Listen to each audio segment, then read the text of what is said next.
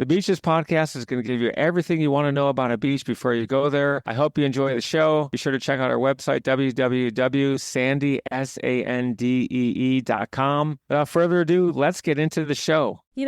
When I picture Albania, I kind of think, like, epic mountains, right?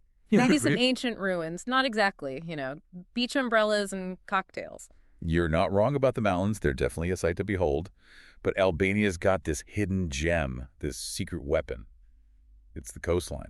Okay, now you've got my attention. Coastline. How much are we talking here? More than like a little fishing village with a pier? Way more. We're talking a whopping 362 kilometers. That's over 200 miles of coastline, split between two seas, no less. Hold on. Two seas, two different coastlines. This is getting good. Lay it on me. What am I looking at with these two? So picture this. Italy's that boot. Kicking the football is Sicily, right?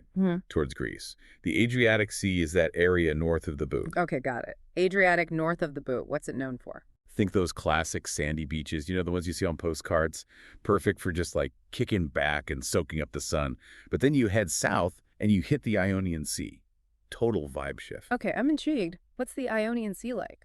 Spill the tea. Dramatic. Cliffs plunging into these like crazy turquoise waters. Think pebbled shores, those picture-perfect landscapes you see like in travel magazines. Two totally different coastlines, two totally different vibes. I like it. But same question for both weather. Are we talking baking sand or, well, more baking sand? That's where it gets really interesting. The Adriatic coast is classic Mediterranean hot, dry summers, mild, wet winters. But the Ionian, thanks to those mountains we talked about, it's got its own microclimate. A microclimate.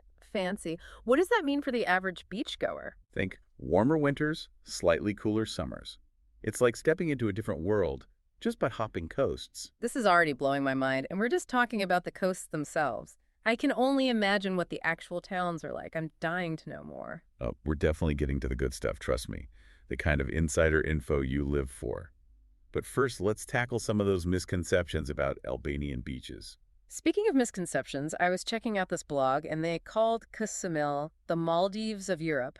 The Maldives, really? That's a pretty bold claim. It's definitely a popular comparison, and sure, I see where they're coming from. Ksamil is stunning, no doubt about it. Okay, but what are we talking about here, specifically? What makes it so Maldives-esque? Picture this. White sand beaches, water so clear you can practically see forever. And just offshore, you've got these little islands, all covered in green, just begging to be explored. Okay, I can see the resemblance, I guess. But what about the vibe? Is it all like luxury resorts and private villas? Because that's not exactly, authentic Albania. And that's where the comparison kind of falls apart, which honestly is a good thing. You want authentic? Samil's got it in spades. So what am I likely to find there instead of those mega resorts? Think more along the lines of family-run guest houses, little beachfront cafes where you can get incredible fresh seafood. Sign me up for the seafood, but what about those beaches? I read something about limited public access. What's the deal with that? Yeah, so it's true. A lot of the beachfront is actually owned by the cafes and guest houses, but it's not as restrictive as it might sound. Oh, how so? Well, you can usually rent a sunbed for the day, super affordable, and you've got food and drinks right there whenever you want. Or just plop down on the sand, soak up the sun. It's all very laid back. Okay, so Ksamil sounds like it has its own thing going on. I dig it. But let's say I'm in the mood for something a little more, off the grid. Secluded. A real hidden gem. Then, my friend, you need to head north to Getaway Beach. And I mean really head north. We're talking a solid 30-minute hike down a cliffside path to get there. 30 minutes. Okay, you've definitely piqued my interest. What's the payoff for all that effort? How about crystal clear water, dramatic cliffs, and basically zero crowds? It's not for everyone, but if you want that feeling of really earning your beach day, Getaway's calling. 30-minute hike for a secluded beach paradise. Yeah. I mean, that sounds kind of amazing. What's the hike itself like? Reading through the CIA fact book, I gotta say, Albania's history, it's kind of wild, right? I mean, communism, pyramid schemes, not exactly your typical vacation keywords. You're not wrong. It's definitely a past with, some rough edges. Exactly. So does that, impact tourism at all today? Or is it kind of just like ancient history at this point? It's fascinating. It's kind of the opposite. That history, it actually adds to the appeal for a lot of travelers. Really? How so? Well, think about it. This isn't like a country that's been totally packaged for mass tourism, it's still got this raw, authentic feel. Oh, okay, I can see that. So it's more for travelers looking for something like a little bit different, a little less, I don't know, sterile. Exactly. You want something real. Albania's got it. Like what? Give me an example. Imagine walking through a city, right? And you turn a corner and bam, there's this massive brutalist monument straight out of the communist era. Wow. Yeah, that's not something you see every day. Or you're chatting with a local and they start telling you stories about living through those times. It's like history comes alive, you know? Totally. It's like you're touching history, not just reading about it in a guidebook. Speaking of which, the fact book also mentioned Albania as an EU candidate country. Right. It's a really interesting time for them. Does that, change the tourism game at all? It's definitely a sign of things to come. I mean, the EU accession process, it takes time, but it usually brings investment, development, infrastructure stuff. So what you're saying is the Albania of today might be pretty different a decade from now. It's like catching a wave before it crests. That sense of possibility of things changing. It's exciting. You've got me wanting to book a flight right now. Yeah. But let's talk logistics. If you had to pick one Albanian beach town as a home base, just one, where would you go? Oh, that's a tough one. But for that classic laid-back Ionian vibe, I got to go with Hymir. Okay, Hymir, sell it to me. Picture this.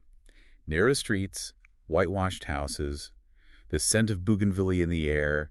You wander down to the harbor, grab some fresh seafood, maybe catch a sunset over the water. It's the kind of place where you can truly unwind. That sounds amazing, truly. But is it easy to get to? Let's say I'm flying into Tirana.